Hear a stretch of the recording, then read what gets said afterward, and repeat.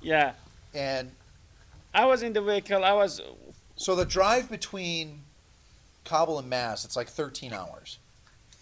It was like 10 Well, hours. yeah, 10 10 hours. Like hours. 15 checkpoints, something like that. Right. So this is the thing I didn't tell Mike, and I probably didn't tell you. No, I. So you didn't know. I, So what I had known in real time is that there was 13 checkpoints between Kabul and Mazar-e Sharif.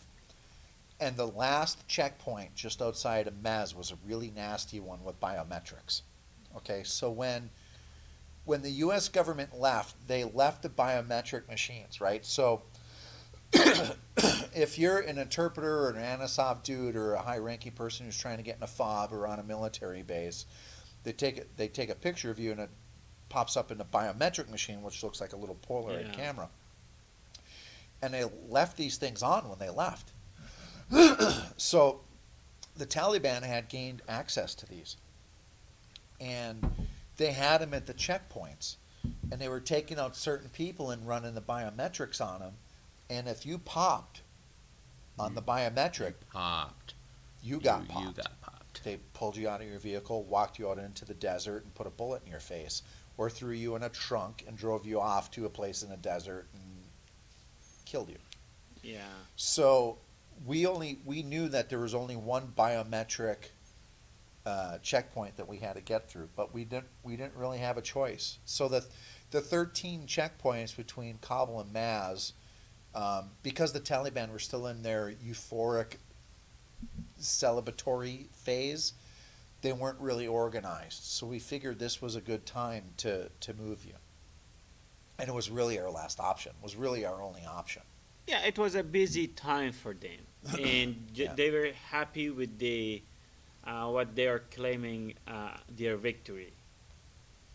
So it was a very good time. But I was in the car with my two kids and wife, the driver and the other guy who came after me, and we did not talk from the time I got in the car until we stopped in another place to get another bus or another car to go to Mazar-e-Sharif. So how were the checkpoints between Kabul and Maz?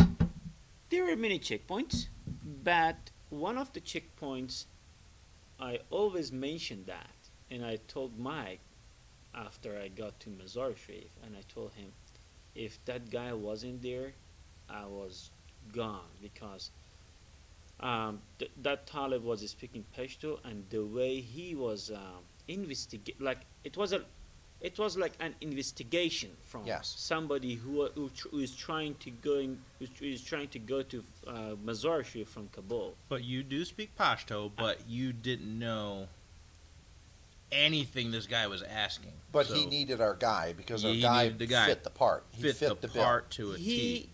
I had to be quiet, and I said this: if I'm from Herat, with the accent I have in my Dari speaking, that guy will understand. The Talib will understand. Oh, he's speaking Dari. If I speak Pashto, then my accent is different. And the guy who is in front of the car with the driver, he speaks Pashto very good. Then what is the connection between you and him? Then I had to be quiet and let that guy to speak with the Talib guy and to handle the situation. He asked the questions like investigation. He told him that, are you from Panjshir, because he had a pakol, and he said, no, I am from another province. And he said, which province are you? Then he answered his question. Then he said, okay, I have my identification card. I have my tazkira. You can look at it. After he looked into the tazkira or identification card, then he satisfied. He is good to go. He is not from Panjshir, because Panjshir people were the target, because there was the resistance people fighting against Taliban. Yeah, the northern resistance. Yes. So if I was only me and the driver in the car, I was done even with a biometric machine. I was done because I couldn't speak the way he was speaking Pashto, because his Pashto speaking was a lot different than what I speak, because you have many accents in Afghanistan. So we did thanks to God all the checkpoints, and we got to Mazar Sharif. When we got there, I asked that guy, okay, who are you? And he said, okay, I'm this guy, and I just came for you. And I told Mike or whoever they sent me, I told him I'm going to make sure that I keep you safe to my life. I said, thank you. Then we went to hotel, and we were in the hotel. Then another story is going to start from here. That what kind of hotel did I go? Oh, who is coming to the hotel? And did I have to stay there, or I had to go? Yeah. And it was just in the evening of that night. Then Mike said, somebody is going to search the hotel. And I said, okay, then if they're going to search the hotel, and I have all my documentation with myself, what should I do with them? Then in the hotel, in the seal of the hotel, I did hide my all documents, and I say, and also he told me that you have to delete all of this stuff you have in your phone. Because at this time we had moved a large amount of people. Yeah, and I saved to Mass, because by this time I was way in deep with North Star. Yeah, and we had thousands of people, thousands, high risk, high value people that we were exfilling. Gholam was just one on the thousands of people now that. And I took over all of his accounts, changed the password, changed everything to my phone. So we we had could delete thousands everything. of people in safe houses. We're providing food for. We're providing emergency medical services for. We're birthing babies. We're dealing with gunshot people. No shortage of anything you can think of. So we're managing chaos, right? And mind you, we're like what? I don't know what is it? 8,000 miles away. Mm-hmm. I'm doing it out of my home office in some undisclosed location, right? Mm-hmm. And I'm like, hey, we got a gunshot wound victim 8,000 miles away. What do? I'm like, well, give me a minute, right? So I go and I find a medical team, and we bring a medical team to where they are, and we patch them up. And we're just, these people need food. These people need houses. These people are in danger. We got a whole system. We got like LGBTQ people that we're trying to protect that the Taliban are hunting. The Taliban's running around trying to hunt everybody. I mean, it's complete chaos. Yeah. And you, in the midst of this chaos, want to go and fix your pants. He has a rip, or your buddy had a rip in his pants. Well, wait. Was it him that had the rip in his pants, or was it his buddy? What happened was that first hotel had no running water. It was a fill hole. So we're like, all right, we're moving him to another hotel. We moved to another hotel. That's when both him and the other guy had overheard the Taliban talking about taking out the cell tower, and they were like, oh, well, we don't have orders yet, because we're worried about the whole country going dark, and we're going to lose communications with them. So they were at a hotel, like, right in the square. We're like, it's getting dangerous. We need to move him again. So you're like, we got a guy. We're going to move him to a safe house. This guy's picking him up. So they get picked up by the guy, and they're like, hey, buddy, we need to go over here. Because apparently they didn't like the guy you sent. They're like, I don't like this guy, I don't like this house, I don't like the family, whatever. Like, so the other guy that was with him, that's guarding him with his life, had friends there, and they went over here, and it was just like, when you're like, my guy reported in, where the fuck is Gholam? I'm like, I don't know, let me find out. Gholam, where the fuck are you? Like, because he's not where he's supposed to be. He's not in the safe house. He's not in the safe house. He's not in the safe house. So Gholam's like, the gentleman who shall not be named was like, he needed to get his pants mended. Well, wait, you got to say it like Borat would say it over here. My pants were ripped. Pants And I need had to be go sit- I mended. had to go- I So I had had to go get the I had to go pants. stitch my pants. It wasn't my pants. It was the other guy's pants anyway. So I'm just like, Stacy, I don't know what to tell you, man. He's getting his pants fixed. He's like, are you fuck he is. fucking kidding me? I'm He's like, running I don't around know in what to tell you. He's So- running around in a Taliban infested thing trying to get his pants So tailored. Gollum's telling me, he's like, look, He's gonna brother, get killed. Look, brother, like, this guy's got friends here. They have a car. There's an apartment available. We have enough cash. We'll just rent the apartment, and they can bring us wherever we need to go anytime because there's a car. And I was like, dude, Stacy, they're apparently fine. They're with trusted people. I don't think they're going to your safe house. You're like, that's not how this shit works. I'm like, This isn't bro, how this they ain't works. fucking going to your safe house. I don't know what it is about that guy, but they did not like the place. So, yeah, that's kind of how it came out. So at this point, with Operation North Star, the organization and how many people were taken care of was over. It There's thousands up there just in Maz. yeah, said, just yeah. it was overwhelming. Because there was planes on the tarmac. Well, no, that's about where I'm going to get Okay. to go. So we've got all these people in Maz, and we're like, well, we got to get them out of here. And there's an airport here, and we're like, we need planes. We're going to put all these people on planes. We're going to get them out, but we don't have money for planes. We don't have planes. We don't have money. We don't have anything, right? So I'm like, well, all right. Oh, I guess I'll go and find millions of dollars for these planes. Well, need to mind you, my buddy and I went on Facebook to our alumni group, and then Oh, that's not that went story. Yeah. sideways real We'll not quick. tell that story. Yeah. We'll keep that for a cigar and scotch night. But that did go sideways. Yeah. So I'm gonna tell the abridged version of this. So we've got thousands of people in Mazar-i-Sharif, and there's an airport there, and we need planes. We said we got to get these people out of here. So we're like, let's go and get planes.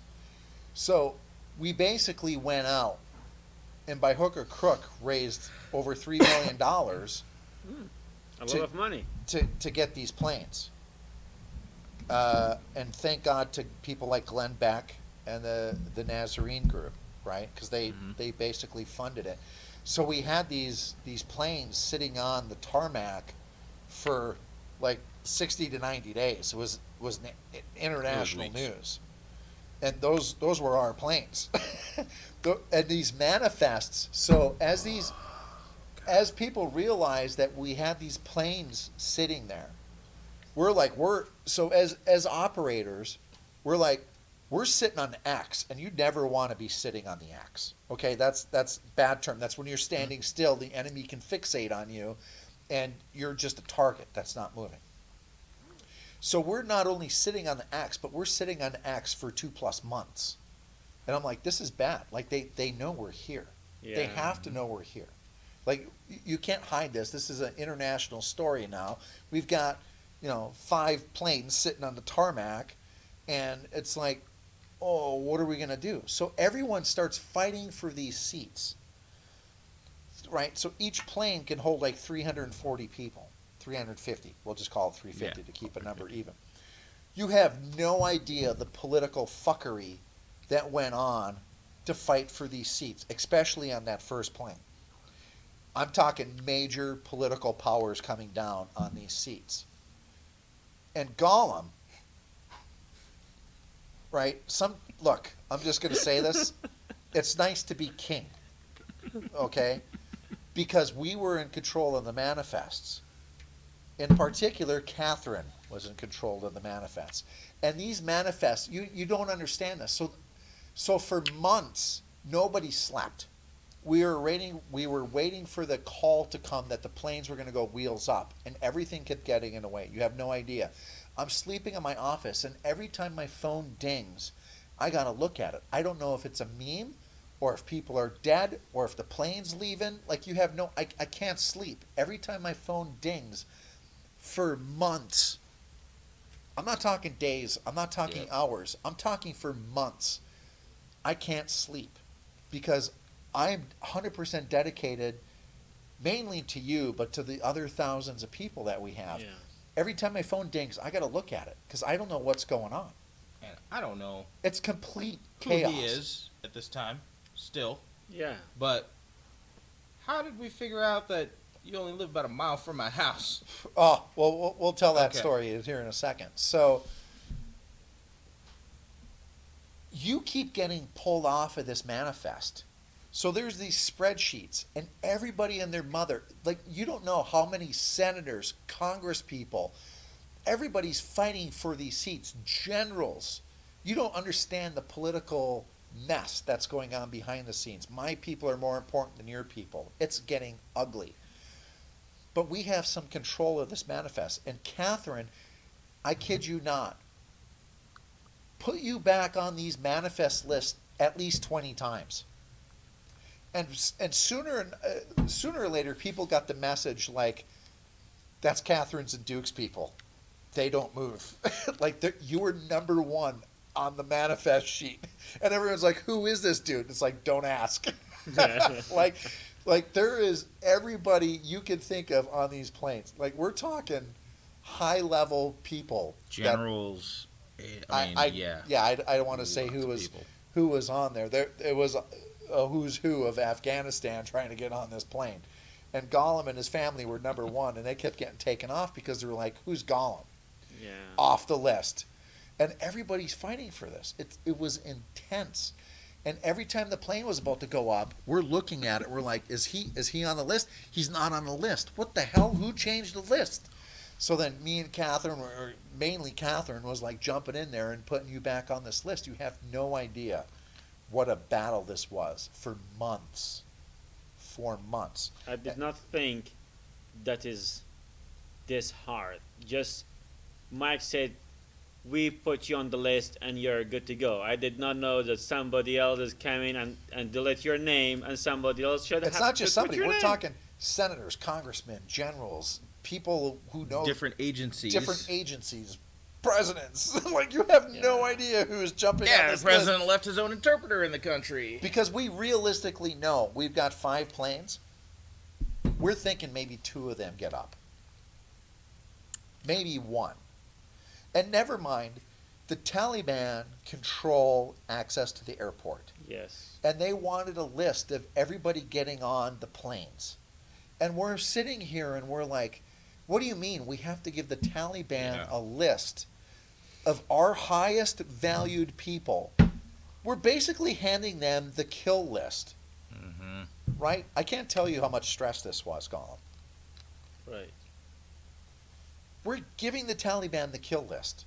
Like, they could just be like, whatever. Mind you, this was in September.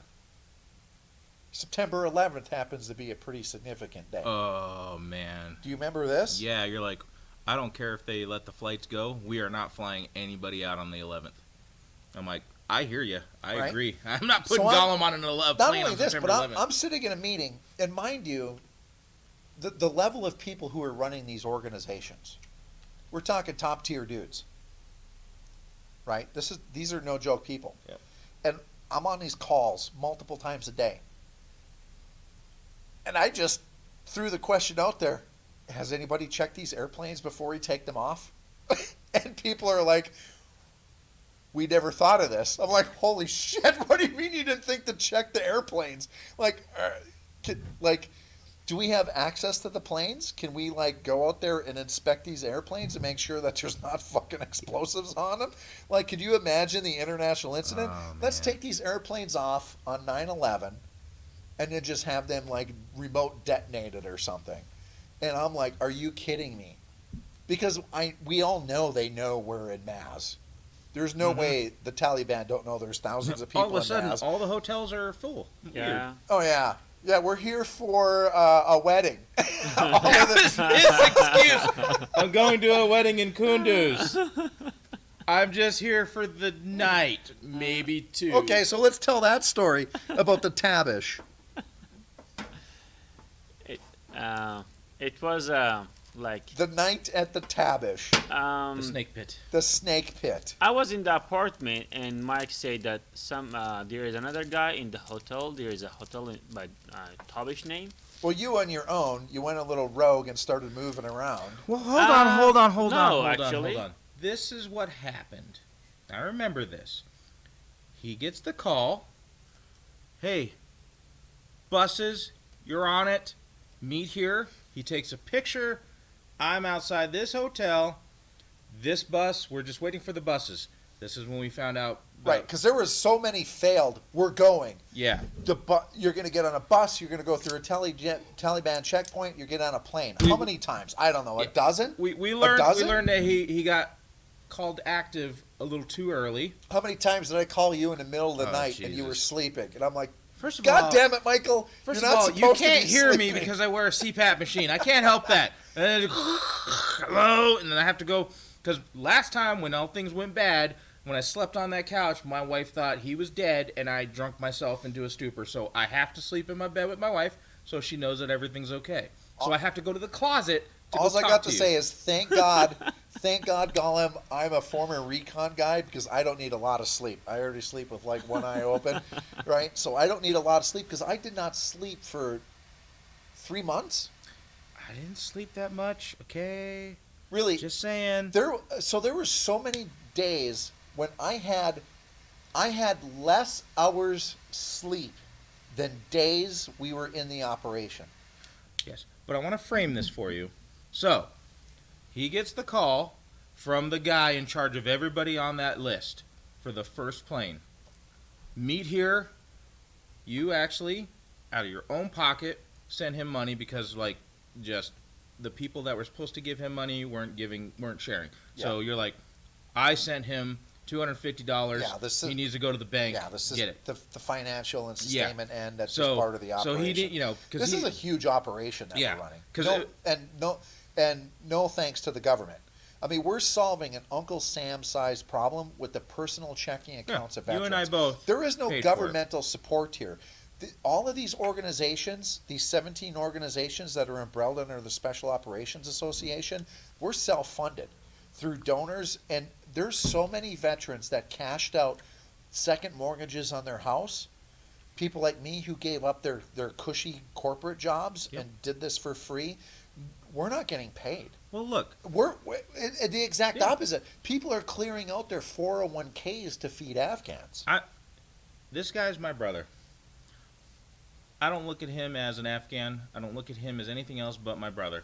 He's living in my house because he's my brother. Like you said, our country, our government made a promise to him. Absolutely. And we have a moral commitment. I had a moral commitment to him because he needed help. And he called me, so I did everything I could, and I couldn't do it by myself. I needed to reach out for help because I hit a roadblock everywhere, trying to follow the system.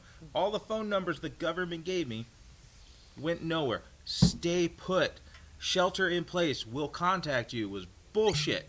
Yeah. They had a select few they were trying to contact, and that was it. Utter. Gholam was cut off from the beginning, and I already knew that.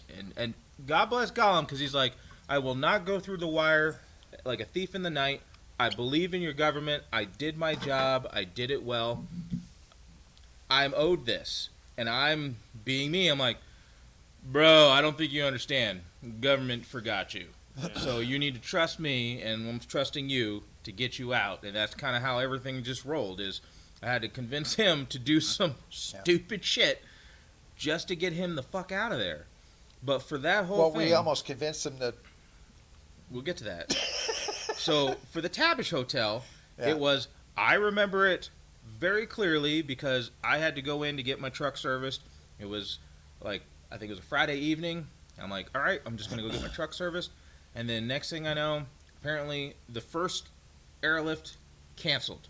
Okay, Gholam, you're not going anywhere. Okay, brother, no problem. We found a place to stay. Okay, Stacy texts me like, where's Gholam at? I don't know. It's like, okay, just make sure he's not at the Tabish Hotel. Because it's overrun with Taliban. There's like 60 to 100 Taliban there. I'm like, well, there was hundreds of them. I was like, hey, Gholam. They were in a lobby, on the roof. They were everywhere. What fucking hotel are you in? He's like, I'm staying at the Tabish Hotel. I'm like, I literally, the Toyota dealership, I'm like, out loud, fuck. We collectively, Gholam, him and I almost died. Like, that sinking, like, oh my God. This is the first time I thought I got him killed. This was maybe your third. Fifth. Fifth. I thought, oh shit, he's done. The one hotel you told me that he should not be in, that just I happens said, to be hey, the place he stays. wherever he's at, we've got intelligence briefs. As long as he's not at the Tabish Hotel, he's okay, because the Taliban just literally took it over. There's 300 Taliban in that hotel. And I hear from him, he's like, I'm in the Tabish. I was like, dude, you need to get the fuck out. There's Taliban. He's like, I know. I can't leave. I can't leave. There's Taliban everywhere. And some reason you were on the fucking roof. Yeah, I went. So, I was in the hotel room, and suddenly power went off. And I went out of the hotel room and to look and see, because it was hot weather at that time, and to see if maybe the electricity power is come back or not. I went to the roof to see other places if there is electricity.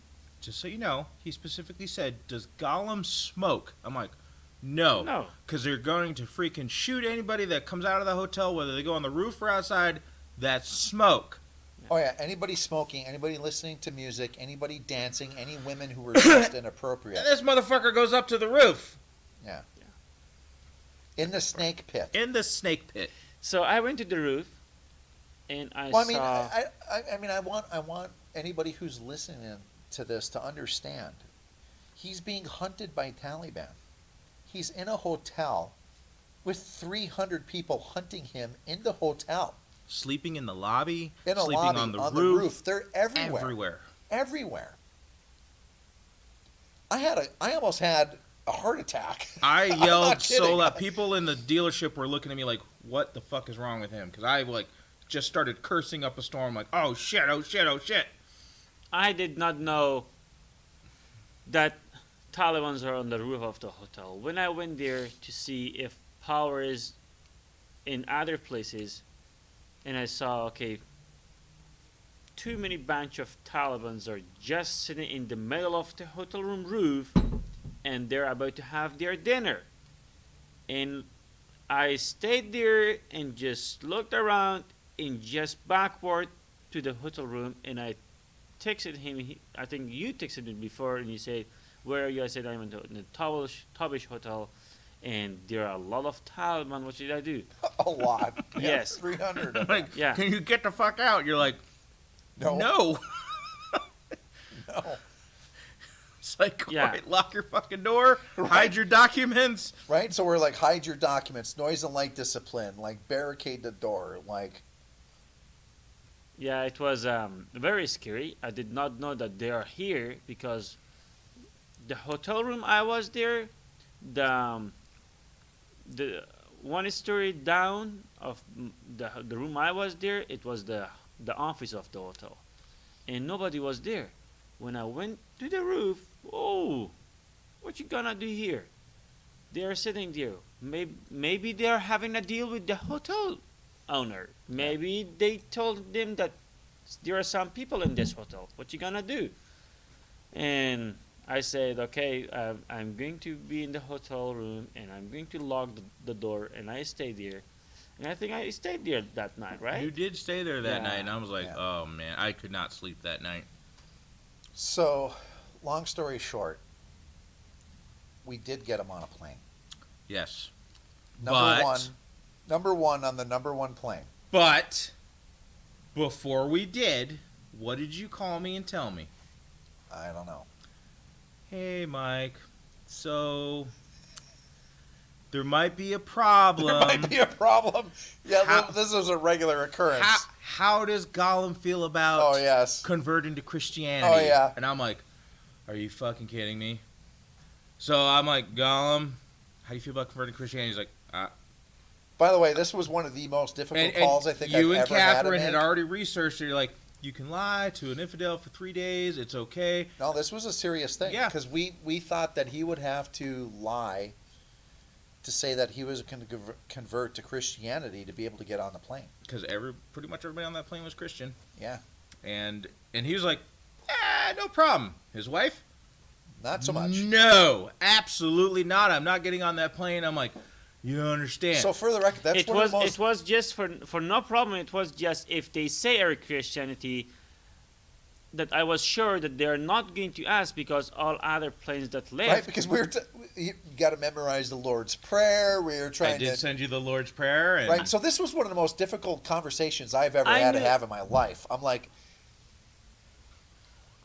I know, because I'm in my closet trying to let my wife sleep so she can go to work in the morning. well, I'm like, I mean, you and we had this conversation, and I was like, Mike, this is going to be a rough conversation. Like, Gholam may have to fake like he wants to become a Christian to get on this plane. But this is what I love about him, okay? So we do get him on the plane because we were worried that, like, if he does not pass muster, they were going to send the plane back to Afghanistan with him on it. That was our fear. So what I love about this motherfucker, he's a devout Muslim. Devout Muslim. Can't fault him for any of that. When he gets off, he's like, they got us off the plane because we needed a little intel because it was the first plane to arrive at the UAE. And it's like, what happened? Where you're like, give me an intel debrief. I got off. They fed us food, and I'm like, as a joke, I'm like, was it a pork sandwich? That was the Jesus test. And he's like, it was. I passed. Jesus, my Lord and Savior. But that's what I love about him. He can joke about it, and it's okay, It's that's what fostered some of your original. That's what fostered our friendship. Well, Christianity. As a Muslim, I know about Christianity. That's why when he said that, if they ask you you're Christian, I told him that they won't, but if they say, I'm going to have an answer for them. And he said, just be careful with the answer. I said, okay. Then he sent me something about the Christianity, but I back in the time I was working with American, there were Bibles, and I had the Bible, and I to get more information about Christianity and other religions, I read the book, and I had, as part of my religion, I had more information about Christianity too. Yeah. So I said, I'm going to deal with it. It's okay for me. Then, yeah, we are open with everything together. It's just we make joke and things, so not offensive. The good news is that we were successful in getting you out. Yeah. And now that you went through all of the process, and there was other hurdles and stuff that we had to go through. How do you feel about being in America? Let me tell you before I say what I'm feeling about being in America. Let me tell you this. Anytime I and my family discuss about going to the airport, my kids are saying no to the airport. My little kid, the youngest, he's saying no airport. Why? Because the time we were in Afghanistan and we were going to the airport gates, everybody was shooting to the sky. Just they were crying, like dying, and beating people and everything. My youngest son, he peed in himself because he knew that Taliban are at the airport and they are shooting to the people. So right now when I'm in the United States, let me tell you this. When I was working with American, I met good people, and still I have connection with them. And here, I met the best people. I have the best experience of meeting US people. I feel like it's my home. More I feel my home is because I live with the guy, Mike, my brother. Because I'm not feeling that he is not part of me. I'm part of him and he is part of me. We have the same behavior. We know each other. However, we just know each other for face to face for just 3 months. But it's like we know each other for all our ages. I'm very happy that I have him and you, that he was a bridge between me and you, that you pulled me off. So I'm very happy right now. But at the meantime, I'm very sad that still my Afghan people are suffering very bad back in my country. I need peace and I need stability back in Afghanistan, and I need my people to be educated well, and I need Allah and other countries' support for my people. Yeah. And while Gholam is a success story, we were able to get him out. As I mentioned, North Star is a big organization, and we're one of 17 organizations that are umbrellaed under the Special Operations Association Moral Compass Federation. There's so many atrocities that have happened because I get to see every day videos and pictures of soldiers, our allies, getting murdered, hung, beheaded, shot, field executions. And kids too. And kids. Kids, no reason. They're hunting our people like you can't even imagine. Like, we've got one guy, they have killed all of their Anasoft team. They're hunting him so aggressively. They've gone and killed everybody who's even associated with this guy. And they film it and post it on YouTube. Yeah, and they send us the videos. Mm-hmm. Like they kill pregnant women, decapitate them, and their 9-year-old kids. We see the videos of these Anasoft dudes just getting murdered left and right. They're putting them, burning buildings. They're drowning them. I mean, there's just no shortage of the carnage, and it's every day. And through the North Star website, and just thousands of pleas for help. I mean, it's so overwhelming. And every time we go out and we do an NPR story or a story in the Washington Examiner, people look us up and say, I was a judge, and the Taliban, they're coming after me and our family. I mean, there's tens of thousands of people a week that reach out to us, and we have no resources, and especially with like what's happening in Ukraine right now. The Ukraine is getting so much more attention than Afghanistan ever got. I mean, people in Congress at the State of the Union are wearing Ukrainian pins and scarves, and there's celebrities out each raising $30 million. Like Bethany Frankel, who was a housewife in one of those reality shows, raised $30 million. Ashton Kutcher and Mila Kunis go out and raise $30 million. We've never had that kind of money for anything in Afghanistan. But we still do it. You still do it. Yeah, we still do. I mean, we've given up our jobs, we've cleared out all of our bank accounts, but we're not getting anywhere near the attention that Ukraine is getting. And now that this thing in Ukraine has started, there is no more money for Afghanistan. There is no more political power in Afghanistan. Ukraine has sucked like a vacuum everything away.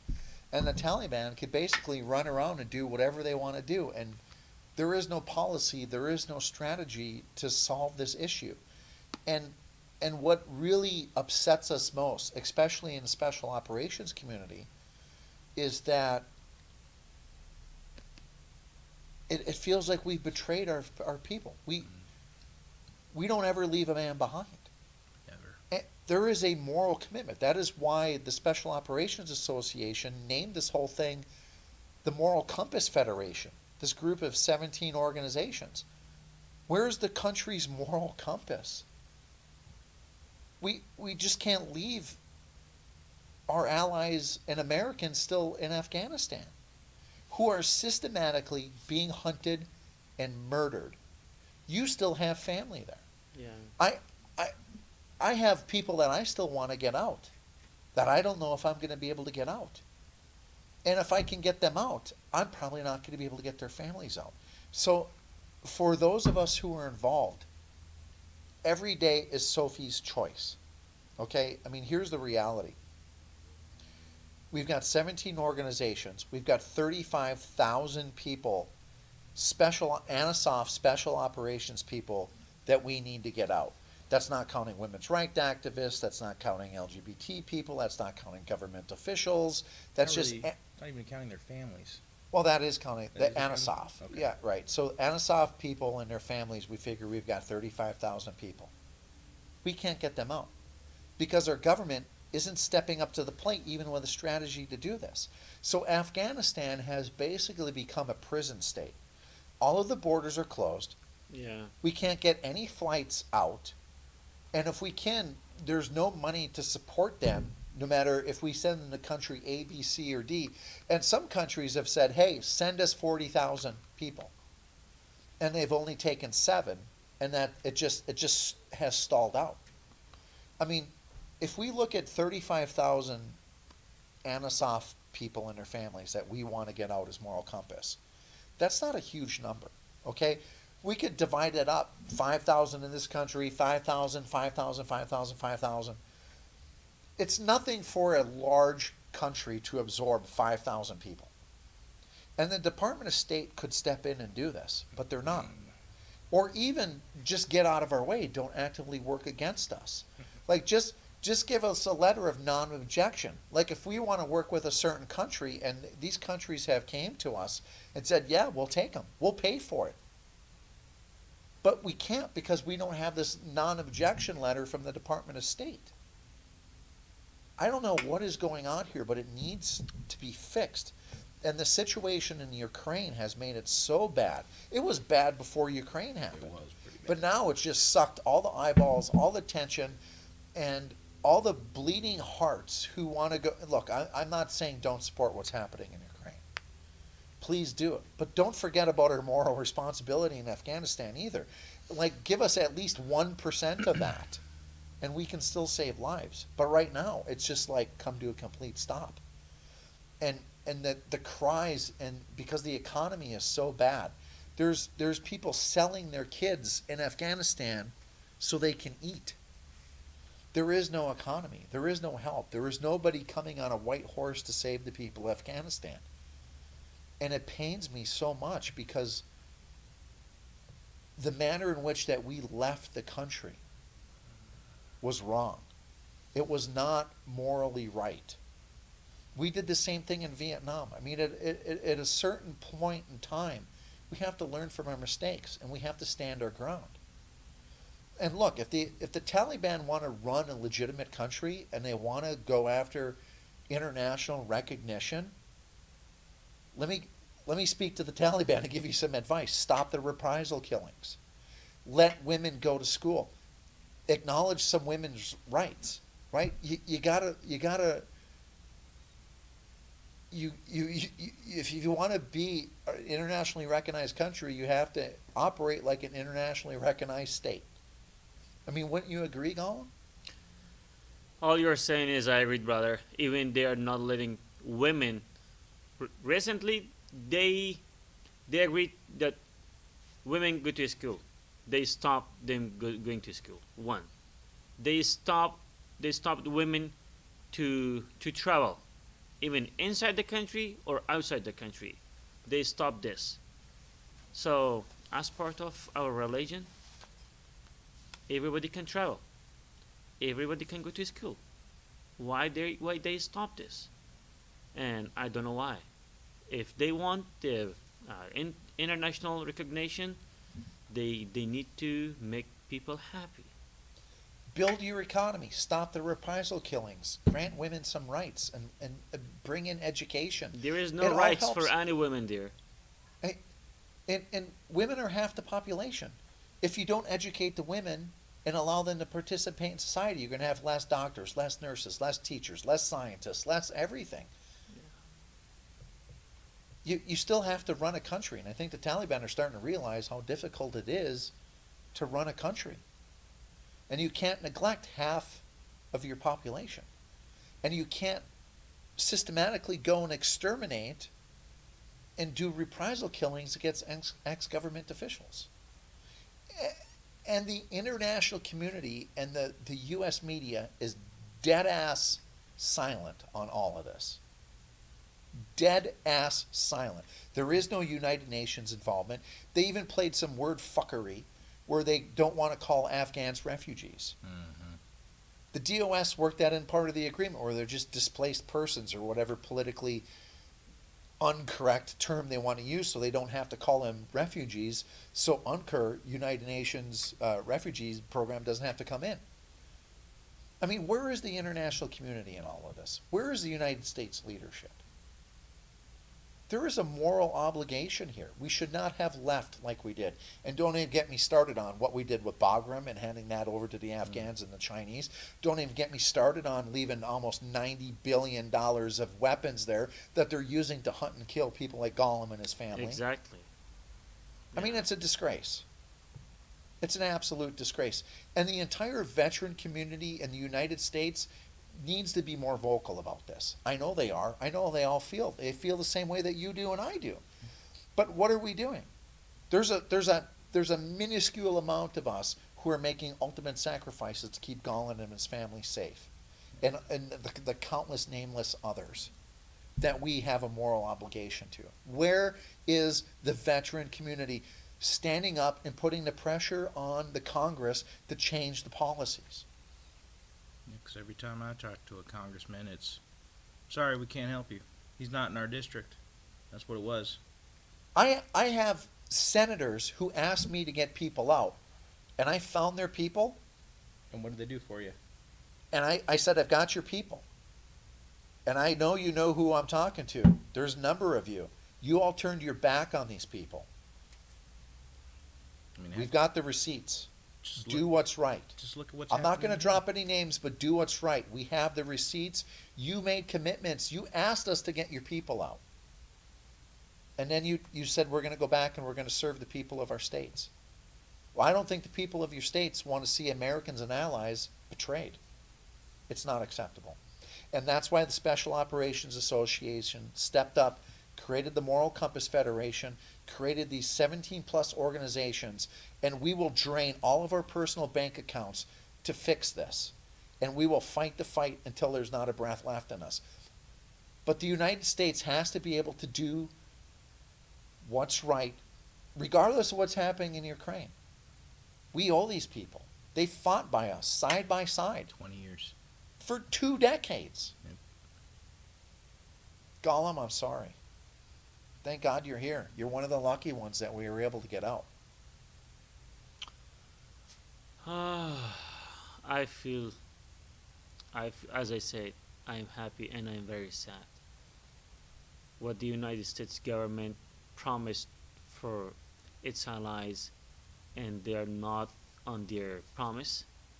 They broke their promise. They broke the heart of millions of people, and Afghan people are suffering very bad situation right now, as they were suffering back in 21 years ago when the Taliban were in Afghanistan. Talibans do not they're not keeping their promises. They're going backward right now. They're going backward. They're going back in the before 2 decades. Yeah. There is no human rights. There is no women rights. There is nothing. Only they just want to be themselves and just. It's tyrannical, and it's brutal. It is brutal, yeah. It's power unchecked. So with that, Gholam, look, I'm glad you're here, brother. And Mike, I'm so glad we were able to help you and get your guy out. I'm happy you're And able we've to got thousands of people that we want to get out. I want to thank our sponsors, MAAP Real Talk. Without them, this wouldn't be possible. They do great work, fantastic work. Look up George, look up MAAP Real Talk, hire them. They tell the truth out there with everything in the political sphere, and I'm so honored that they were able to come here today and help us get this message out there. Thank you guys. I appreciate you guys for You're our pulling brother, me man. out. We love you. We are families right now, and I'm happy that I met the best people in the U.S. I'm very happy, and I need U.S. people to think about Afghan people. Do not leave them behind. Thank you. And if anybody wants to help join our fight, go to OperationNorthstar.com and help fund us. Help us with anything. We need your time, your talent, and your treasure. Thank you for watching.